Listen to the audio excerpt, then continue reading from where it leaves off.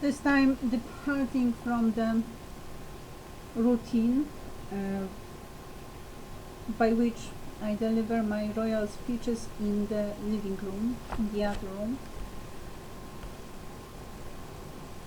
which has a slightly different atmosphere. But there I need to stand up to deliver the speech. Whereas here I can sit at my desk, so from my desk on the 10th of September 2018, the royal speech, 18 years after. Actually it's 17, but I've decided to leave it with the 18. For the 11th of September. Ladies and gentlemen, the Queen. As usual, I welcome you with the good day wish. Good day to you. It has been 18 years since I left my previous life and moved on to a new plane with the intention of solving the problem of Muslim terrorism, at the time phrased as fighting terrorism. 18 years is maturity if you assume that I was born into a new life on that day. It certainly creates an occasion for reflection. Let us go back to that event. We switch on TV and see a plane flying into the World Trade Center tower, to learn soon after that the New York has fallen a victim to a terrorist attack by Islamic extremists. I was speechless. There were neither emotions nor comments formulating in my system, only the intention to solve the problem and the sense of responsibility, that it belonged to me. I did not ask myself why or develop any deeper philosophy. Whereas others called for revenge, I was against it. I wanted to become a mediator. It was some time later that I formulated the reason why the assault made the life-changing impact on me. It felt to be a violation of an unspoken contract. Still, I never pinpointed the details of the supposed contract, the specifics, the particular points. At that time, it just felt so much not right. Since then, I have lived a life abandoned in the things so much not right. And at the end of the day, it feels the assault was a manifestation of the aspects of human nature that had been taking rule over the previous concept of humankind for a long time. Needless to say, I had been brought up in the belief that human beings were noble, good-willing, humane. Only the extreme situations, like wars, were changing some of them into ignoble, evil, inhuman beasts. The humanized, thus no longer representative of humankind. A wrong assumption. Living in the world where reincarnation is a fact of life, I see birth as a beginning of a new creation. We start anew, but with what we have acquired, earned, lost. We need to master our body first, some of us more aware, some less. Gradually, we move on to master our lives. Some of us, the arrogant, make claims on other people's lives, wanting to master theirs too. That is outrageous. Still, this is indeed what people ruling countries and peoples do. I have always belonged to the culture that grants people their spiritual freedom, and a substantial ingredient of that freedom is their own mastery over their lives, or lack of it. The only way in which they can be held truly responsible for all they do, and there are many variables that must be taken into account.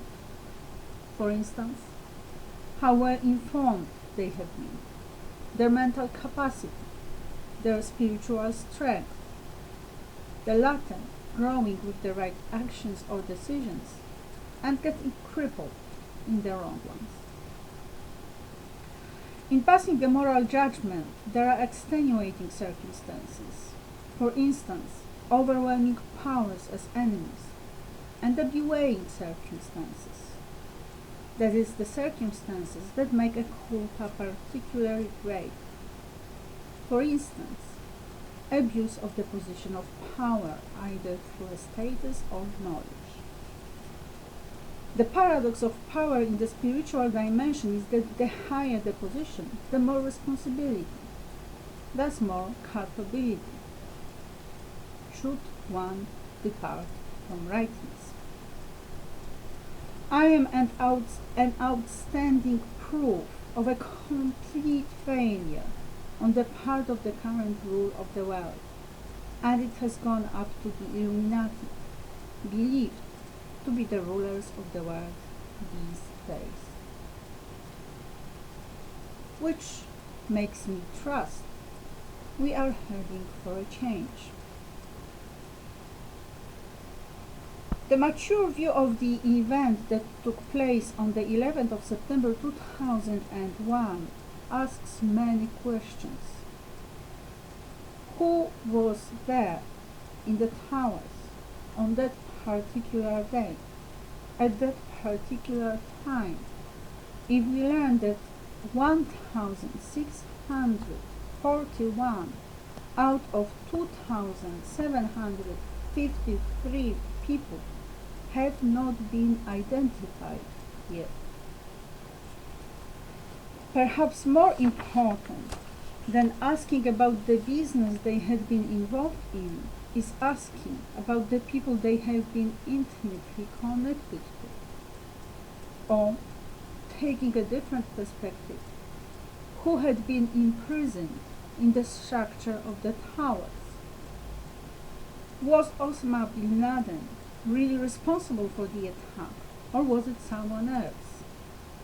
If it was designed by bin Laden's people, was it an act of terror only, or does it have an alchemic basis, which could change the act of apparent destruction into an act of liberation, so that the spirits could go free? What really happened when the structure collapsed? Should the imprisonment theory be true, what is the relation between the number of people imprisoned free and the 2,753 lives lost?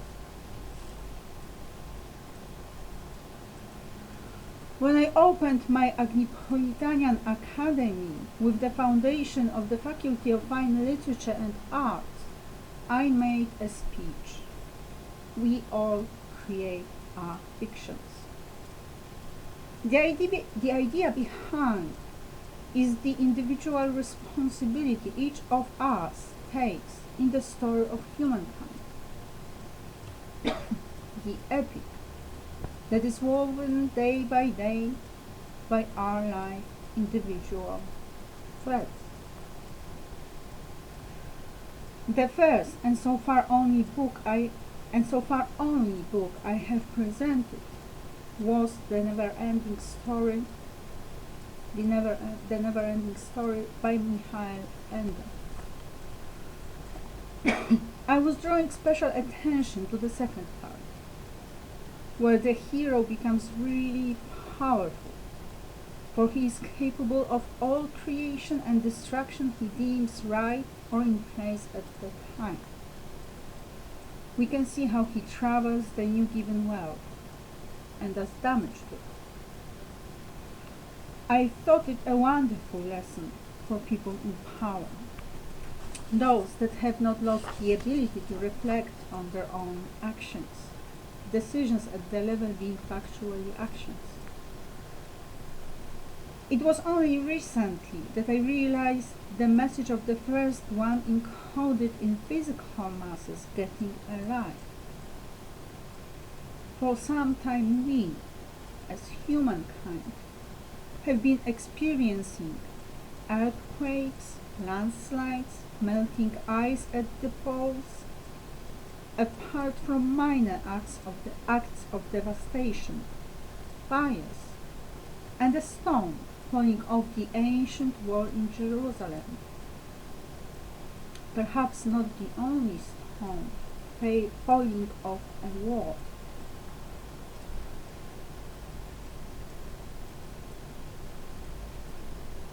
We have had more and more archaeologists reaching for new excavations, or apparently breaking the peaceful rest of the ancients buried in places of historical interest.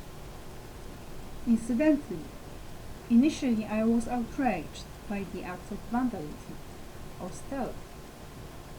Now I think the spirits might have been grateful for being set free and quite willing to pay for it. We do not know, really. Are the culprits still alive? How are they doing? Have they changed? How about celebrities? Any new old developments in them? How about politicians? They seem to be going left. Is there anything taking place underneath or above, unnoticed?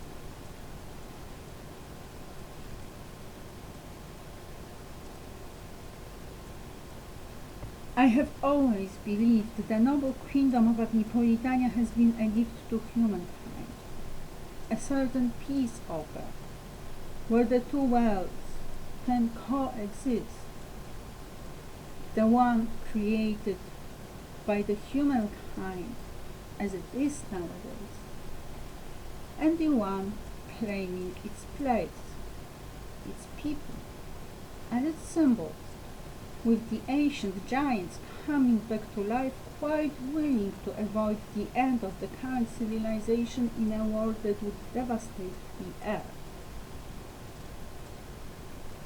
Perhaps someone else is already sitting at the chessboard and puts different sets of figures there, still controlling two sides to make both vanish, while the new ancient world regains the earth, and it will be monarchic. Perhaps I am a pioneer. Ladies and gentlemen, the case of Agnieszka Romiak, me and my family, has changed the world quite as much as the 11th of September. Thank you for your attention. The noble queendom of Agnipolitania lives, and I remain the virgin. Until one day I get married and with my proper body back, I can make love with my husband, without any aberrations of the current world, in a beautiful communion between the woman and the man. In between the abyss of the unknown.